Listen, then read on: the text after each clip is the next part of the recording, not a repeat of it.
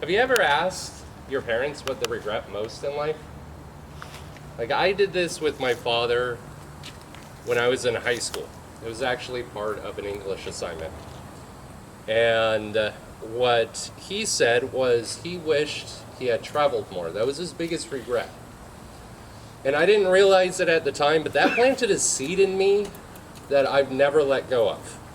And that seed grew into a part where I actually forced my way into an opportunity to go to Australia when I was in my early 20s. So I was, excuse me, I was naive, I was poor, I was young, and I was in a different country, and I really wanted to travel around. So I found this program called woofing. It's Willing Workers on Organic Farms, and it was really popular at the time. I've known some people who have done it since then. And basically what they do is they send you a catalog of that country's farms that have registered with a description of the farm and a phone number.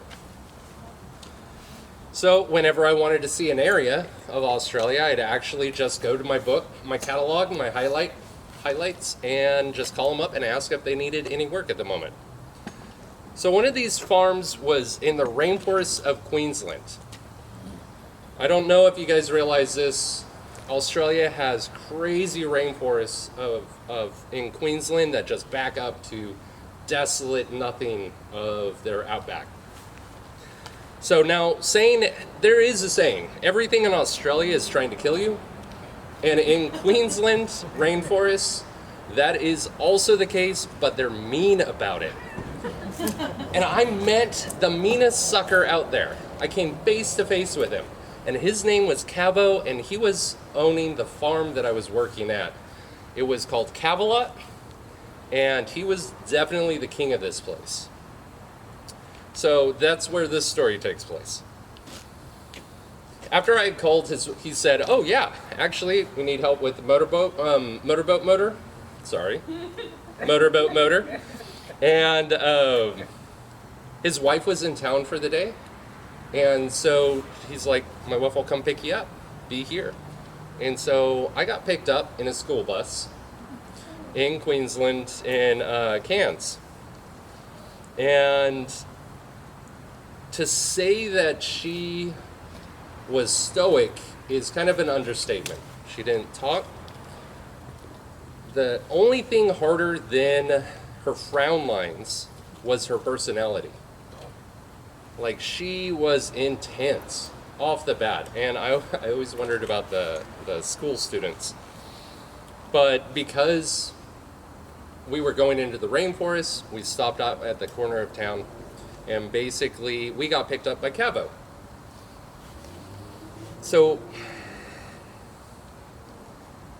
we're only about 5 minutes into this 45-minute drive to this farm that obviously needed a 4x4. There was no way that you can get there with a regular car.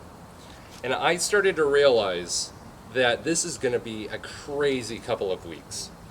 So imagine if Crocodile Dundee had the personality of a Mad Max road warrior.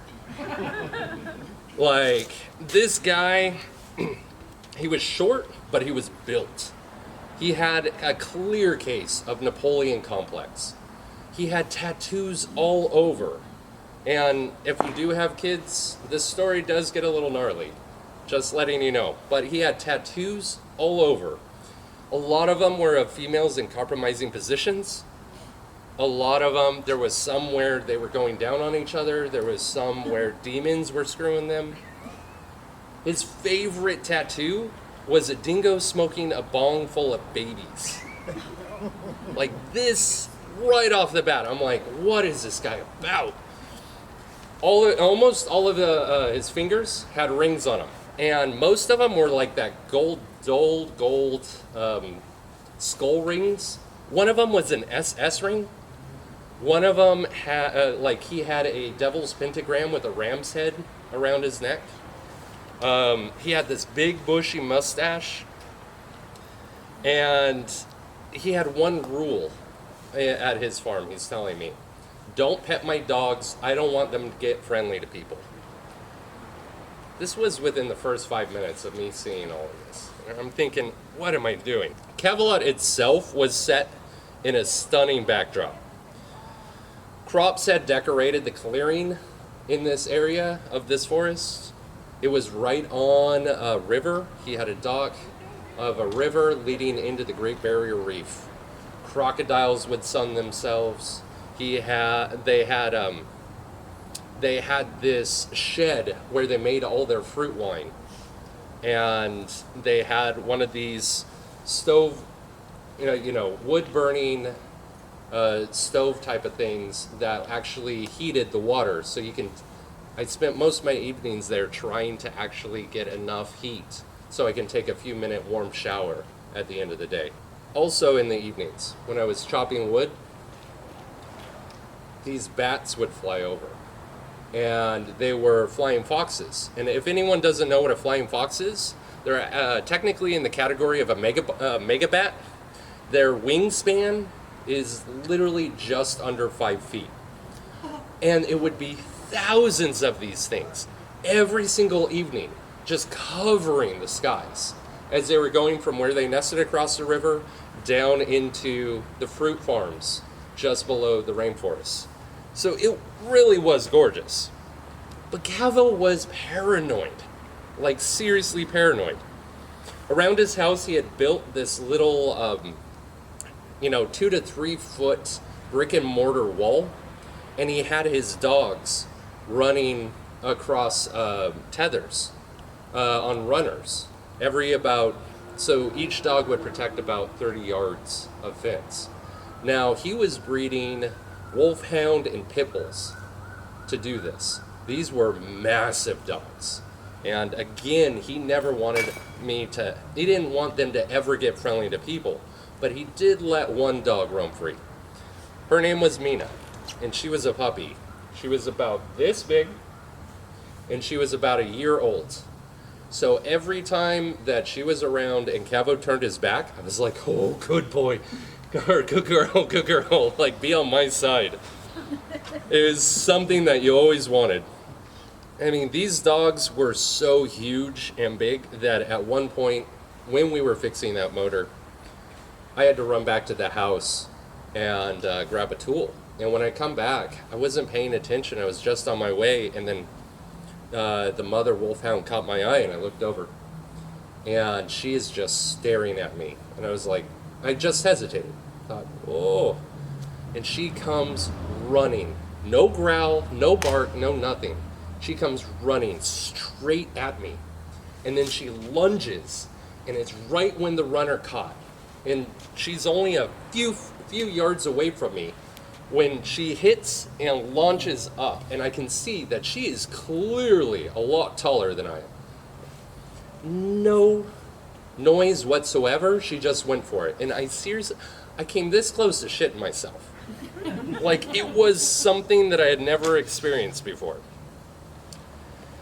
So there's a lot more to tell you about how he would tell me about how before the government took away his guns, he would always have a machine gun set above his dock so that any of the cunts that came through too close to his dock, he would just fire rounds over.